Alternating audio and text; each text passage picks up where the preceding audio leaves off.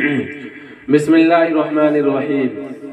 अन फ़ज़ालत इब्न उबैद रज़ियल्लाहु अन्हु क़ाल बैना रसूलुल्लाहि सल्लल्लाहु अलैहि वसल्लम क़ाइदुन इज़ दख़ल रजुलुन फ़सल्ला फ़क़ाल अल्लाहुम्मा इग़फ़िर ली वरहमनी फ़क़ाल रसूलुल्लाहि सल्लल्लाहु अलैहि वसल्लम अजिरत अय्युहल मुसल्ली इज़ा सल्लैत फ़क़अदत फ़हमदिल्लाह बिमा हुवा अहलुहु वसल्लि अलैहि सुम्मा दुऊहु क़ाल सुम्मा सल्ला रजुलुन आख़र बअद ज़ालिका फ़हमिदल्लाह वसल्ला अलन नबी सल्लल्लाहु अलैहि वसल्लम फ़क़ाल लहु नबी अय्युहल मुसल्ली उदउ तुजब।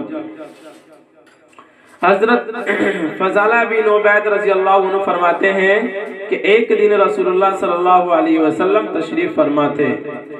एक शख्स मस्जिद में दाखिल हुए और नमाज पढ़ी, फिर ये दुआ मांगी अल्लाहुम्मा इग़फ़िर ली वरहमनी, ये अल्लाह मेरी मग़फ़िरत फरमा दीजिए, मुझ पर रहम फरमाइए। रसूलुल्लाह सल्लल्लाहु अलैहि वसल्लम ने नमाज़ी से इरशाद फरमाया, तुमने दुआ मांगने में जल्दी की, जब तुम नमाज पढ़कर बैठो तो पहले अल्लाह ताला की शायान शान तारीफ करो और मुझ पर दरूद भेजो, फिर दुआ मांगो। हज़रत फ़ज़ाला रज़ियल्लाहु अन्हु फरमाते हैं कि फिर एक और साहब ने नमाज पढ़ी, उन्होंने अल्लाह ताला की तारीफ बयान की और नबी करीम सल्लल्लाहु अलैहि वसल्लम पर दरूद भेजा। आप सल्लल्लाहु अलैहि वसल्लम ने उन साहब से इरशाद फरमाया, अब तुम दुआ करो, दुआ कबूल होगी। अभी तक तो आप नमाज के मुतालिक पढ़ रहे थे, लेकिन नमाज के बाद जो दुआ मांगी जाती है वह इस हदीस के अंदर उस चीजों को बयान किया गया है, ठीक है ना।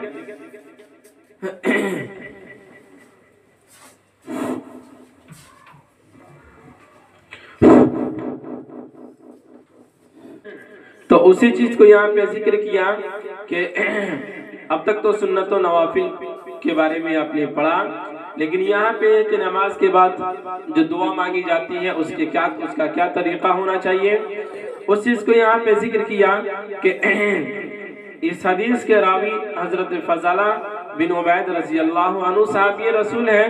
कहते हैं कि नबी करीम सल्लल्लाहु अलैहि वसल्लम एक मर्तबा एक दिन रसूलुल्लाह सल्लल्लाहु अलैहि वसल्लम तशरीफ फरमाते, यानी मस्जिद में आप सल्लल्लाहु अलैहि वसल्लम बैठे हुए थे।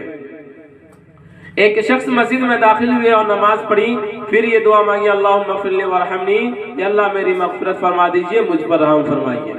यानी कि इतना उस बंदे ने कहा, उस शख्स ने इतना कहा अल्लाहुम्मा इग़फ़िर ली वरहमनी, या अल्लाह हमारी मेरी मग़फ़िरत फरमा दीजिए और मुझ पर रहम फरमाइए। तो रसूलुल्लाह सल्लल्लाहु अलैहि वसल्लम ने नमाजी से इरशाद फरमाया, तुमने दुआ मांगने में जल्दी की। क्या कहा कि तुमने दुआ मांगने में जल्दी की, दुआ मांगने में कभी भी जल्दी नहीं करना चाहिए। तो आगे बयान करते हैं, जब तुम नमाज पढ़कर बैठो तो पहले अल्लाह ताला की शायान शान तारीफ करो और मुझ पर दरूद भेजो, फिर दुआ मांगो। आरी बात समझ में, यानी कि ये दुआ मांगने का एक तरीका यहाँ से बता दिया गया कि अल्लाह रब्बुल इज़्ज़त कब आपकी दुआ को कबूल करेंगे और कब आपकी दुआ रद्द होगी, उस चीज को इस हदीस के अंदर साबित हो गई। यहाँ पे चूंकि आप आए जल्दबाजी में, आप कहना शुरू कर दीजिए कि अल्लाह हमारी मग़फ़िरत फरमा दीजिए और मुझ पर रहम कीजिए, तो ये क्या हो गया कि आपने दुआ मांगने में बहुत जल्दी बाजी की। उसका तरीका ये है कि पहले आप अल्लाह रब्बुल इज़्ज़त की तारीफ कीजिए, अल्लाह रब्बुल इज़्ज़त की वहदानियत को बयान कीजिए, अल्लाह रब्बुल इज़्ज़त की तारीफ और तौसीफ बयान कीजिए। फिर उसके बाद आप सल्लल्लाहु अलैहि वसल्लम यानी कि मोहम्मद रसूलुल्लाह सल्लल्लाहु अलैहि वसल्लम पर दरूद भेजिए, फिर दुआ मांगे, तो फिर क्या होगा, आपकी दुआ कबूल की जाएगी, ठीक है ना। फिर उसके बाद आगे बयान करते हैं कि हज़रत फ़ज़ाला रज़ियल्लाहु अन्हु फरमाते हैं कि फिर एक और साहब ने नमाज पढ़ी, उन्होंने अल्लाह ताला की तारीफ बयान की और नबी करीम सल्लल्लाहु अलैहि वसल्लम पर दरूद भेजा।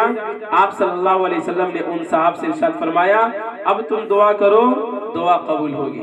क्या कहा उन्होंने कि अब तुम दुआ करो, दुआ कबूल होगी। यानी इस तरह से आप सल्लल्लाहु अलैहि वसल्लम ने ये बात बतला दी लोगों को।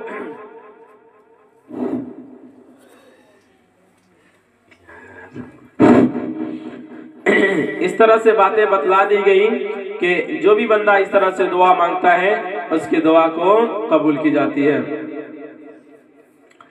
अगली हदीस देखते हैं। अन अबी बकर रज़ी अल्लाहु अन्हु क़ाल समिअतु रसूलल्लाह सल्लल्लाहु अलैहि वसल्लम यक़ूल मा मिन अब्दिन युज़निबु ज़ंबन फयुहसिनु तुहूर थुम्मा यक़ूमु फयुसल्ली रकअतैन थुम्मा यस्तग़फिरुल्लाह इल्ला गफ़रल्लाहु लहु थुम्मा क़रा हाज़िहिल आया वल्लज़ीना इज़ा फ़अलू फ़ाहिशतन औ ज़लमू अनफ़ुसहुम इला आख़िरि अल आया। हज़रत अबू बकर रज़ी अल्लाहु अन्हु फरमाते हैं कि मैंने रसूलुल्लाह सल्लल्लाहु अलैहि वसल्लम को इरशाद फरमाते हुए सुना, जिस शख्स से कोई गुनाह हो जाए फिर वो अच्छी तरह वुज़ू करे और उठकर 2 रकात पढ़े, फिर अल्लाह ताला से माफ़ी मांगे तो अल्लाह ताला उसे माफ़ फरमा देते हैं। उसके बाद आप सल्लल्लाहु अलैहि वसल्लम ने आयत तिलावत फरमाई वल्लज़ीना इज़ा फ़अलू फ़ाहिशतन औ ज़लमू अनफ़ुसहुम। तर्जुमा ये है वो बंदे यानी जिनका हाल ये है कि जब उनसे कोई गुनाह हो जाता है या कोई बुरा काम करके वो अपने ऊपर जुल्म कर बैठते हैं तो जल्द ही उन्हें अल्लाह ताला याद आ जाते हैं, फिर वो अल्लाह ताला से अपने गुनाहों की माफ़ी के तालिब होते हैं। और बात भी ये है कि सिवाय अल्लाह ताला के कौन गुनाहों को माफ़ कर सकता है, और बुरे काम पर वो उड़ते नहीं और वो यकीन रखते हैं कि तौबा से गुनाह माफ़ हो जाते हैं।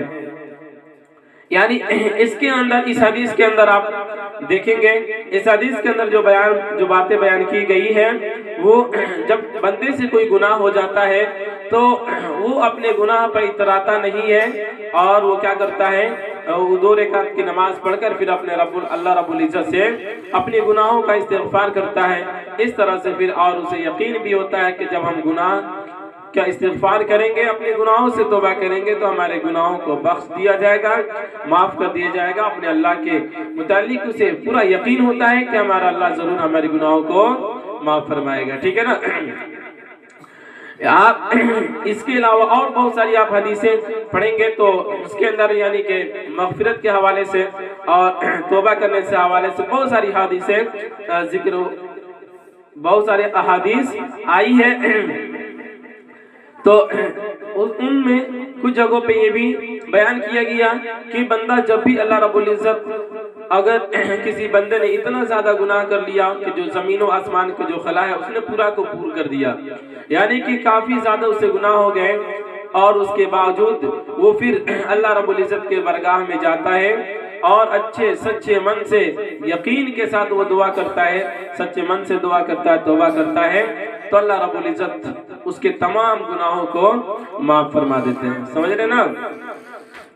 सबसे बड़ी चीज ये होती है कि जब इंसान गुनाह करता है तो उसे अल्लाह ताला की याद आ जानी चाहिए और उसे इस बात ये उसको पता होना चाहिए कि ये गुनाह है।